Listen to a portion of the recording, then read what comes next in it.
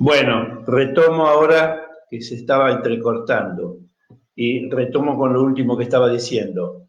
Me refería a que para hacer ese abandono de la teoría de la seducción y un segundo comienzo del psicoanálisis sobre otras bases, la teoría de la seducción es el primer comienzo del psicoanálisis. Para hacer un segundo comienzo, Freud tiene que hacer una serie de operaciones, ¿no?, conceptuales, en gran medida inconscientemente, digamos, desde el punto de vista de operación conceptual. Una es la desaparición del trauma. El trauma, que era una categoría muy importante en toda la teoría de la seducción, va a caer, va a desaparecer. No hay tal trauma. Se trata de ideas, de vivencias, de fantasías. En lugar del trauma lo va a ocupar ahora la fantasía de la joven paciente que se imagina, inventa, o miente, según los casos, o fabula un abuso sexual que no es, un abuso incestuoso que no es tal. ¿Mm? En lugar del trauma, la fantasía. En lugar de la realidad de la situación incestuosa vivida, ¿no?, la realidad efectiva, ¿no?, Freud forjará el concepto de realidad psíquica. O sea, esta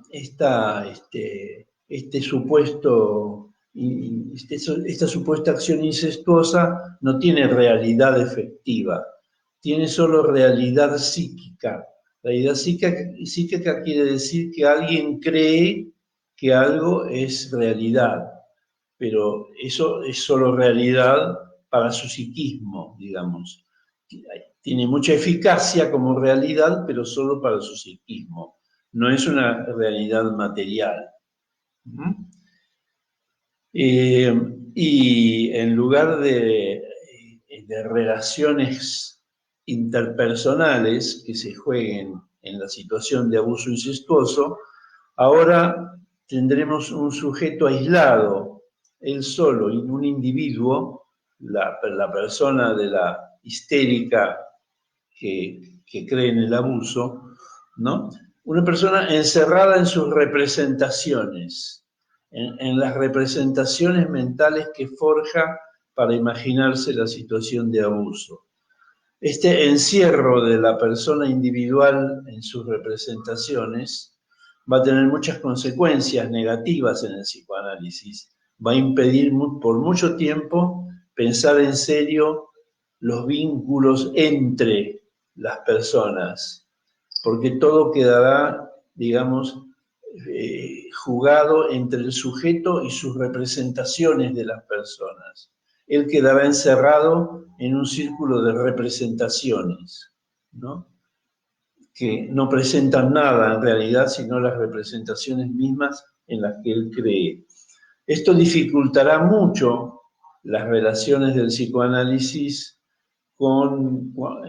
cada vez que tenga que pensar coyunturas o situaciones que tienen que ver con realidades sociales, con hechos históricos y con traumas colectivos, ¿no? Va a haber un largo destierro del trauma en esta historia. El trauma, que ocupaba hasta entonces un lugar tan preponderante, ¿no?, va a sufrir un exilio, digamos, ¿no?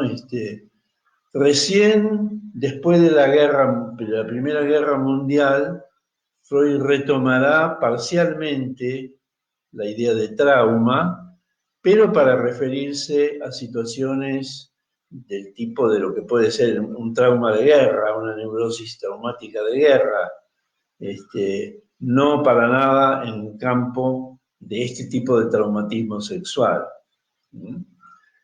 Esto es algo que de muchas consecuencias, porque nos llevó mucho tiempo, muchas generaciones de psicoanalistas, volver al concepto de trauma, desarrollarlo, complejizarlo para que no fuera un concepto demasiado simplista, ¿no? Y hoy día, en nuestras sociedades y con todas las vivencias que tenemos, todas las experiencias históricas que tenemos, genocidios, dictaduras, todo tipo de... Ahora mismo toda esta situación del virus y las políticas que genera, los modos autoritarios que a veces genera, ¿no? El concepto de trauma es, digamos, un concepto del que nosotros necesitamos mucho, y hay ya mucho trabajo psicoanalítico nuevo hecho sobre el concepto de trauma, por ejemplo, en autores como Winnicott, para tomar un caso aislado. También en otros autores, incluso autores argentinos, como Silvia Bleichmar o Hugo Bleichmar, en Marisa Rodulfo, en mis mismos trabajos sobre la cuestión, cuando incorporo toda la cuestión de lo traumático, en muchos de nosotros, en varias generaciones de analistas. Pero el concepto de trauma tuvo muchas consecuencias negativas para el psicoanálisis, el abandono de ese concepto, ¿no? Pero todas estas operaciones eran necesarias para liquidar y hacer entrar en un cono de silencio que no se levantará en vida de Freud sobre la realidad del abuso sexual como tal, ¿no? El simple y efectivo abuso sexual incestuoso, ¿no? No cabe duda de que Freud, amén de los temores que le haya podido provocar a Freud la amenaza que pesaba de alguna manera, esa espada de Damocles de quedar marginado de una comunidad científica en la cual tenía nada menos que ganarse la vida. Hay otras cosas que seguramente lo motivaron, a factores de índole personal. Creo que Freud en ese conflicto tomó el bando del padre, se inclinó por el bando del padre, se puso a favor de la causa del padre y defender la causa del padre y la figura, lo elevado de la figura del padre.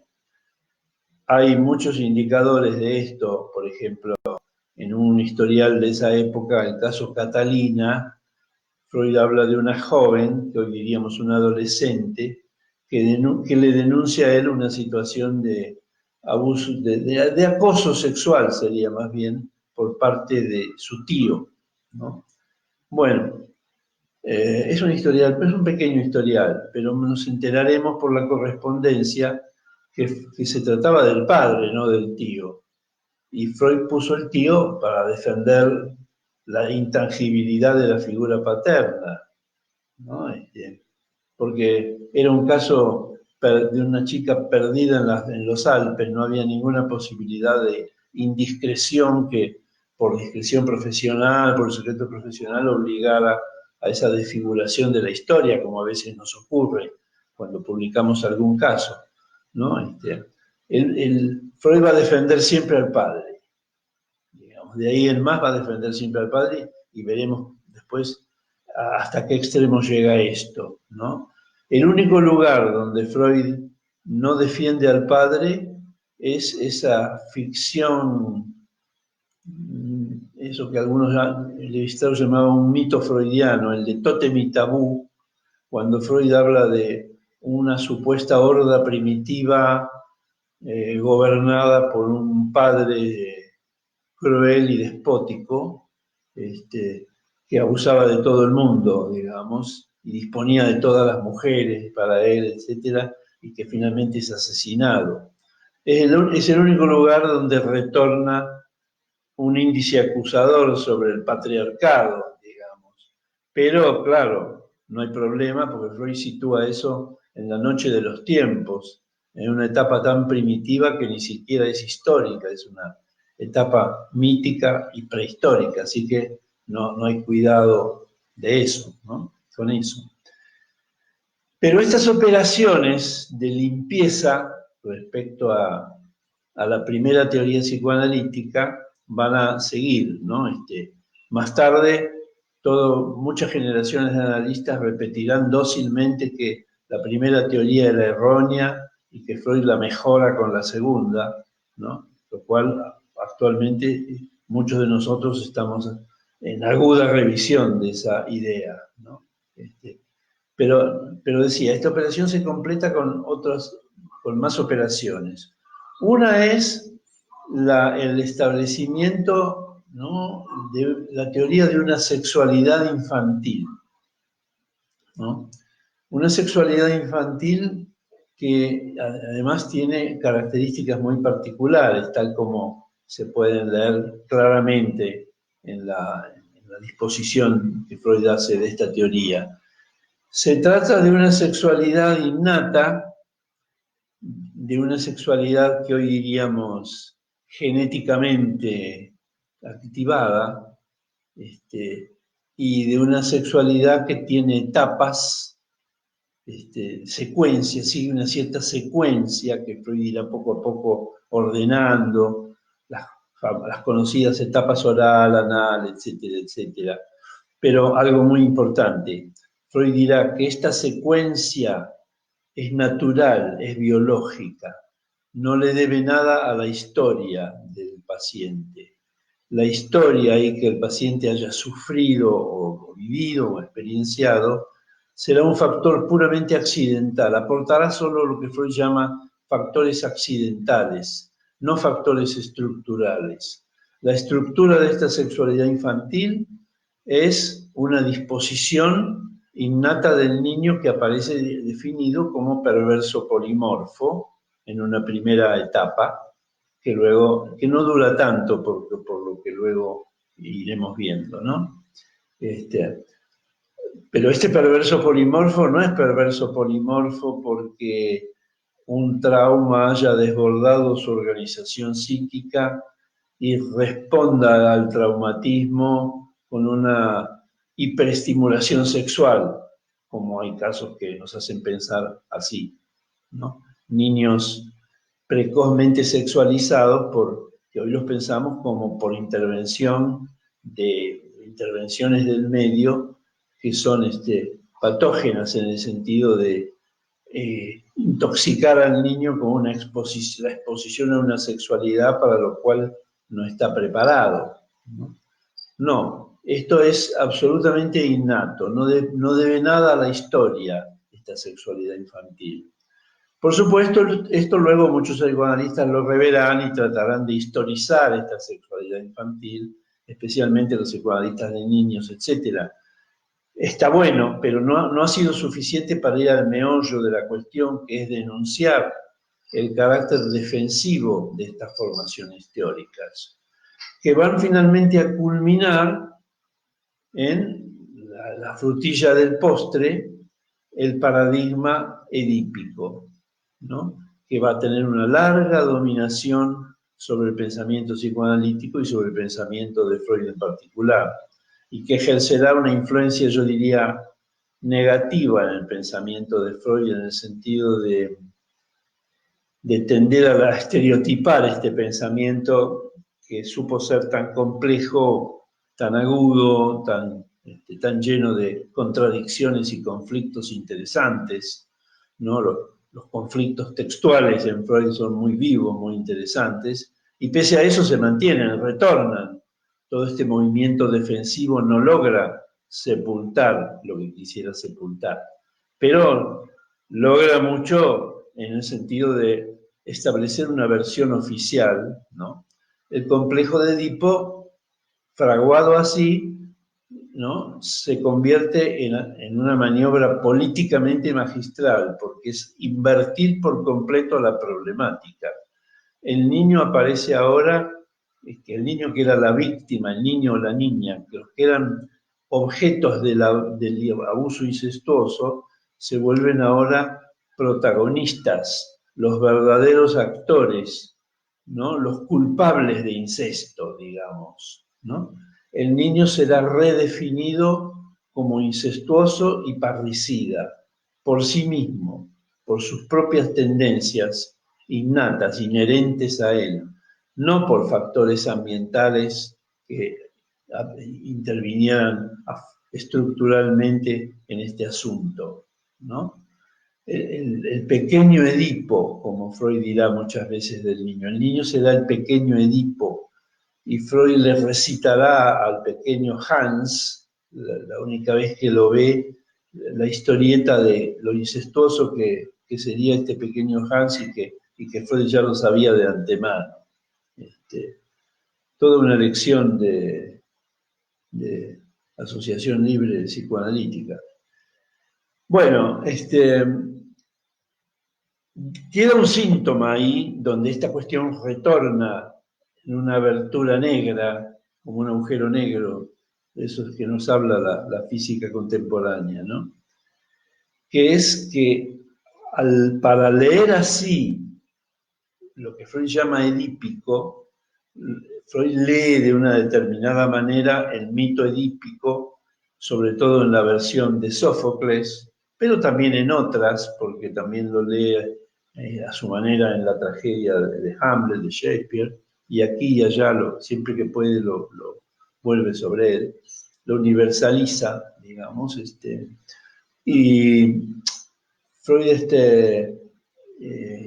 allí, en esta interpretación que hace de la historia de Edipo, increíblemente deja sin una sola palabra, ¿no? Sin referirse ni una sola palabra al crimen de Layo, al hecho de que Layo, el padre de Edipo, quiso matarlo, ordenó su asesinato en alianza y en acuerdo con Yocasta, su madre, lo dieron para ser asesinado.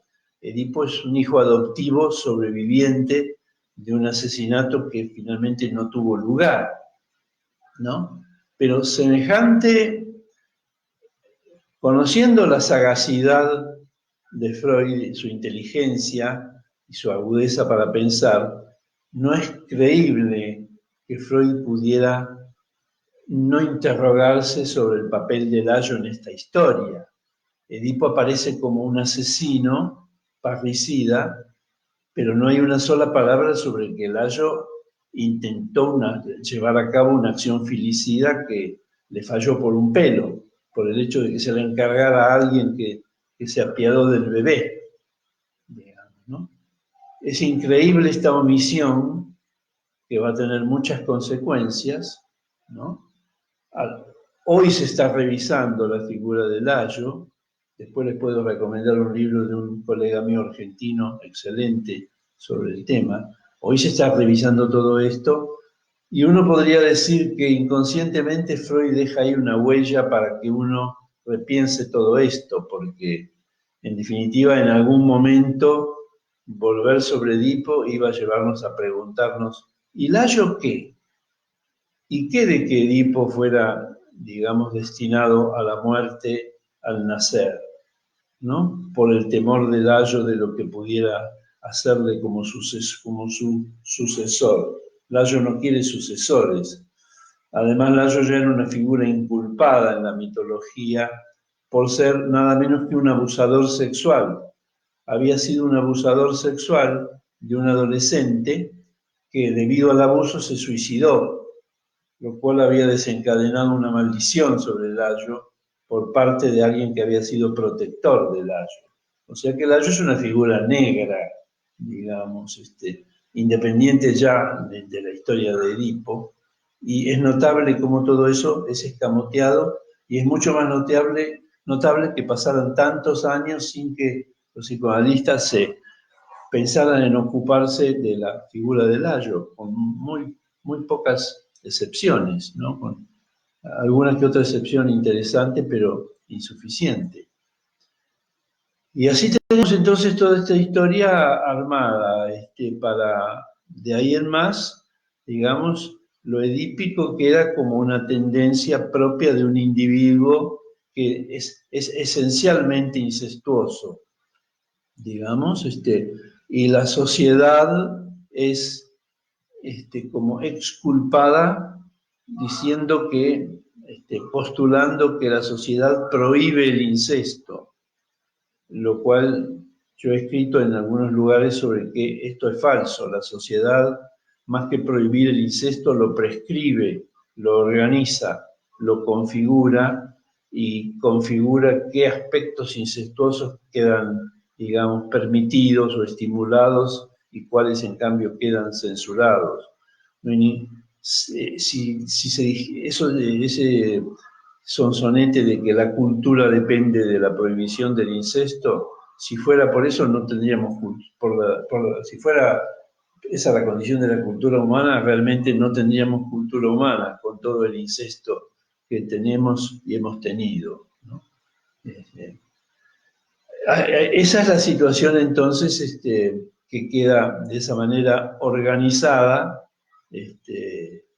y que años más tarde el mejor discípulo de Freud, el más creativo, Ferenczi, en la década del 30, el psicoanalista húngaro, de la primera generación de psicoanalistas, desempolva todo esto que estaba cajoneado en la historia oficial del psicoanálisis, empieza a hablar de una clínica donde muchos de sus pacientes adultos en Budapest han padecido notorios abusos sexuales incestuosos, empieza a volver sobre este tema, escribe sobre este tema, ¿no? Y vuelve a la carga sobre este tema. Freud se enoja, lo desautoriza, los ridiculizan en un congreso en Londres donde Ferenczi planta su trabajo sobre este asunto y finalmente Ferenczi es expulsado de la Asociación Psicoanalítica, aunque era el mejor amigo y discípulo de Freud, ¿no? O sea, sobre Ferenczi cae la expulsión que en su momento Freud había temido cayera sobre él si insistía con la cuestión del abuso sexual, ¿no? Y así están las cosas ahora para que las retomemos. Ahora están las cosas maduras para que el psicoanálisis retome sus primeras formulaciones, las complejice, ¿no? Y retome todo lo valioso de esas primeras intuiciones freudianas, y bueno, y pensemos en la realidad de la familia y las relaciones de dominio y de poder que tienen que ver con la frecuencia del incesto, ¿no? Donde se juega no tanto el placer sexual, sino el placer del dominio, ¿no? El placer de dominio sobre el niño y sobre la niña, todas las relaciones, toda una relación política compleja entre adultos y niños, ¿no? que se viene a poner de relieve de esta manera, ¿no?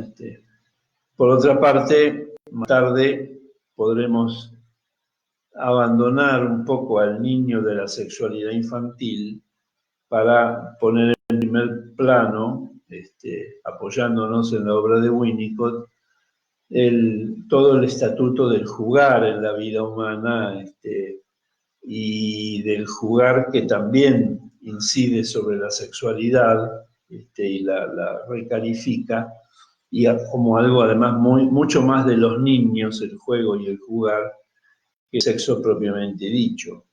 ¿Mm? Pero bueno, todo este oscurecimiento de lo traumático, hoy hemos recuperado lo traumático en muchos contextos, no solo el contexto del abuso incestuoso, ¿no? Sino en muchos otros, ayudados, entre comillas, por la historia, por tantas historias contemporáneas, y en eso estamos. Y hablamos por eso de un doble comienzo del psicoanálisis y de una desmentida en ese doble comienzo, porque creo que la primera formulación, más que reprimida, es renegada, ¿no? Hay aquí y allá pequeños matices en Freud mismo que marcan que en el fondo, nunca pudo dejar de creer en serio y de raíz en la realidad de esos abusos incestuosos, ¿no? Por más que él finalmente se inclinara por defender la causa del padre y no la causa del hijo. Bueno, para esta noche, hasta aquí con esta exposición, creo que es suficiente. Podemos ahora ocuparnos de qué preguntas o comentarios haya suscitado y avanzar un poco sobre eso. Agustina, ¿me haces las preguntas? Sí. Silvina Bazán dice, doctor, usted dice que siempre hay un tercero. ¿Dónde miraría el tercero cuando se da un caso de abuso que no ha sido revelado sino en sesión y años después? ¿O el tercero al que se refiere es un otro diferente? Bueno, siempre hay un tercero que muchas veces es una figura femenina, como dije, una madre o una abuela, por ejemplo, que tapa al padre o al abuelo. Pero a veces el tercero es una institución. Por ejemplo, hace poco veíamos un caso donde el portero de un jardín de infantes abusó de un niño de 3, 4 años y la situación fue descubierta, los padres la denuncian y la institución defiende al portero. Ahí la institución hace de tercero, una institución puede hacer las veces de tercero. Esta última observación que haces es interesante, que justamente una de las peculiaridades que tiene toda esta destape del abuso sexual y del abuso incestuoso consiste en que muchos pacientes actualmente, hoy, pacientes adultos, ante este revuelo, llegan a la conclusión, volviendo sobre ciertos recuerdos y vivencias, de que ellos después de todo fueron abusados. No llegan, entonces yo fui un niño abusado, y llegan a esta conclusión con material relevante, ¿no? Material que estaba renegado o reprimido, olvidado o interpretado de maneras tendenciosas para que perdiera ese carácter, el carácter que tenía. Es muy interesante ese descubrimiento retroactivo. Bueno, el tercero en su momento, ahí el tercero es el tercero que hubo en su momento, ayudó a que el abusador no tuviera problemas para abusar. Y el psicoanalista está en el papel opuesto, ¿no? De quien en todo caso ayuda a reinterpretar esta situación. Pero para eso el analista tiene que abandonar el catecismo freudiano de la universalidad del complejo de Edipo, que es otro problema además, ¿no? En el problema del concepto de complejo de Edipo, ese lugar tan central que tomó, entre otras cosas, tiene los siguientes problemas. Es independiente del factor histórico. El Edipo aparece como un universal suprahistórico que se puede aplicar a cualquier época de la historia humana. Es independiente de las culturas, de las etnias. Puede ser no solo en la cultura occidental, sino en cualquier cultura va a aparecer el Edipo como universal. Habrá un libro incluso de autores franceses que se llama, por ejemplo, Edipo africano. Edipo aparece por todas partes. No respeta ni variables históricas, ni variables étnicas y culturales, y tampoco variables de clase. El complejo de Edipo aparece como algo que nada le debe a clases sociales, digamos, ¿no? Con lo cual se revela como un concepto abstracto de un extraordinario formalismo que pasa por encima nada menos que por diferencias que son históricas, épocas históricas. No es lo mismo la cultura romana, la sociedad romana, que la de hoy, que la medieval, pero en todas el Edipo es igual a sí mismo. Pasa por alto también diferencias étnico-culturales, ¿no? Chino, coreano, dominicano, mexicano, argentino, alemán, el Edipo es igual, africano, y por diferencias que tampoco son relevantes para ninguno de los matices de lo edípico. Es demasiado, es una generalización demasiado general que por lo tanto no es extraño que perdiera finalmente se amesetara rápidamente su valor explicativo. Explica demasiadas cosas de forma demasiado general, ¿no? Así que, bueno, esa sería un poco mi respuesta. ¿Algo más? Hay otro que dice: considero tan revolucionaria su exposición como aquella que hiciera Freud en su momento, que después de su larga trayectoria y su erudición pueda difundir esto grado por el psicoanálisis clásico es algo maravilloso. Por supuesto, pero en su izquierda los temas pudo mantenerse en su perspectiva, pero solo muy recientemente se ha publicado en algo. Sí, es verdad. Ferenczi era un autor olvidado, y además aparece como uno de los equivocados que Freud había tenido que expulsar, ¿no? En cuanto al otro, me emociona su comentario, le agradezco mucho su comentario. Amo el psicoanálisis y el pensamiento filosófico que me ha ayudado a suscitar, porque las referencias filosóficas como las de Derrida son muy importantes para mí y trato de pensar lo más a fondo que puedo. Y además, bueno, la clínica, propone obviamente materiales muy, muy densos para trabajar, así que muchas gracias. Seguiré tratando de pensar estas cosas. Es importante porque hacen también a que el psicoanálisis tenga mayor eficacia terapéutica. El abandono del trauma hizo que el psicoanálisis perdiera mucha eficacia terapéutica. Recuperar todo eso también es recuperar lo más vívido del psicoanálisis, ¿no? ¿Algo más?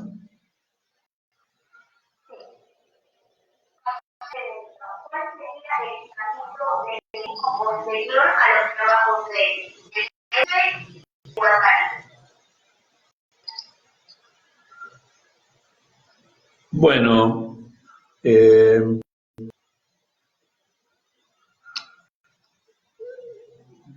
no sé si me adentraría ahora en la cuestión de los trabajos de Deleuze y Guattari, que son autores importantes.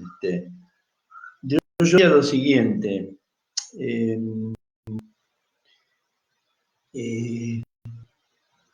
El problema de lo edípico está en cómo fue colocado en el centro, ¿no? Una cosa es decir, por ejemplo, que un niño tenga, que un niño esté enamorado de su mamá, qué sé yo, en determinado momento, o de su tía, y de que esté celoso, de que quiera que se acerque a ella, un hermano, un padre, quien sea. Eso puede ser un fenómeno que uno registre. Eso no es el problema. Lo mismo si uno registra que una persona tiene ansiedad, angustia de castración, por ejemplo, que se manifiesta como un síntoma clínico. Eso existe perfectamente. El problema es cuando eso se coloca en el centro de la teoría, que es lo que hace Freud. Freud no dice, en algunos casos he encontrado tendencias edípicas. Lo generaliza y lo universaliza de un modo irrestricto y un poco demasiado rápido, ¿no? Freud mismo lo conceptualiza como centro cuando lo llama, como lo suele llamar, complejo nuclear. El Edipo está en el núcleo de la subjetividad, en el centro. Ese es el problema. El problema no sería que alguien tuviera una tendencia incestuosa. El problema es colocar en el centro de la organización y hacer depender de eso, por ejemplo, toda la psicopatología. Si alguien va a ser psicótico, neurótico, lo que fuera, ¿no? Se hace depender de ese factor. Por otro lado, hay que decir que, y en esto Guattari tiene su lugar, que todos los cambios respecto a la homosexualidad, la legitimización y legalización de la homosexualidad, la despatologización de la homosexualidad, al Edipo es esto un golpe mortal. No olvidemos que el Edipo era el concepto que explicaba por qué alguien, si no enfermaba, era heterosexual. Los homosexuales eran los perversos de la historia, eran un fracaso edípico. Si el Edipo tenía éxito, éramos heterosexuales. El Edipo viene a explicar no la genitalidad, sino la genitalidad heterosexual. Eso hoy ya no puede, eso hoy queda totalmente, digamos, obsoleto. Hoy alguien que quiera volver sobre sus pasos y decir que los homosexuales serían más enfermos que los heterosexuales por su elección amorosa y sexual, sería algo ya, un combate de retaguardia muy perdido. Así que ahí ya lo edípico empieza a sufrir golpes muy fuertes, sobre todo para esa colocación central. Ya no podemos dar cuenta de por qué somos neuróticos o somos esto, somos lo otro, o por qué elegimos tal sexo o tal otro. No tiene ese poder explicativo, digamos. Lo cual no quiere decir que desaparezca de todo, sino que queda como descentralizado, queda descentrado, queda fuera de centro. Y entre paréntesis, y aquí estaría el lugar de Deleuze y Guattari, Deleuze y Guattari se esfuerzan mucho por pensar algo que no tenga centro, una formación sin centro. Porque se ha dicho mucho, los psicoanalistas han hecho a veces mucha propaganda con que el psicoanálisis sacó la conciencia del centro de la subjetividad. No más conciencia como centro rector de la subjetividad, porque estaba el inconsciente. Pero a rey muerto, rey puesto. Sacaron la conciencia del centro, pero para poner otra cosa en el centro. Y esto lo hacen muchos psicoanalistas, Lacan inclusive.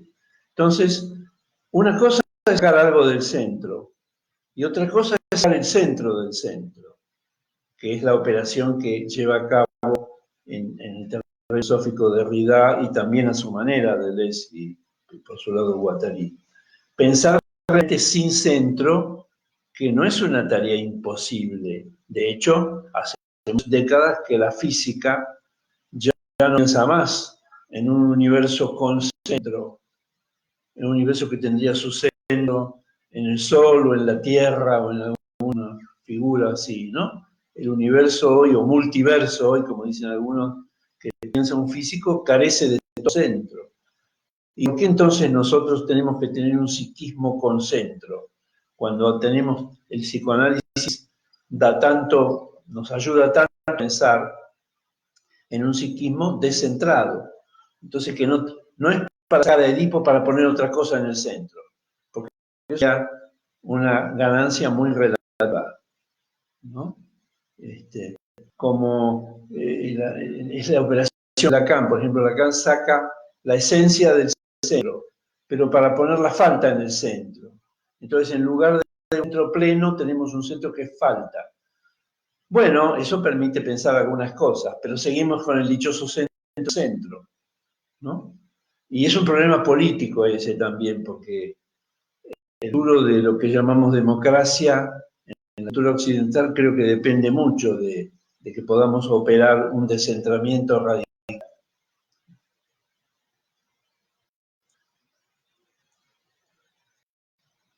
Bueno, ¿alguna cosa más? Eso es todo, Ricardo.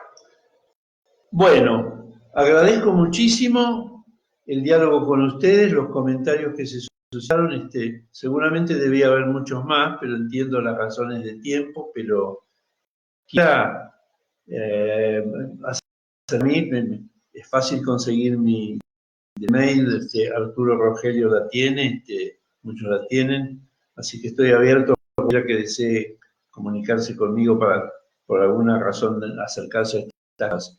Yo recomiendo el libro de Mason, Salto a la Verdad, de 1984. Mason reveló archivos de Freud que estaban archivados y cajoneados por la hija, por Ana, lo que le costó ser expulsado después. Mason es un historiador, se hace mucho a esta cuestión de lo velado de la teoría de la seducción. Y en Argentina, en la editorial Letra, en 1918, un libro de Benjamín Usorski, E-O-R-S-A, Usorski, un argentino, un libro que se llama De la, un libro excelente sobre todas estas cuestiones que absolutamente recomiendo. Bueno, buenas noches.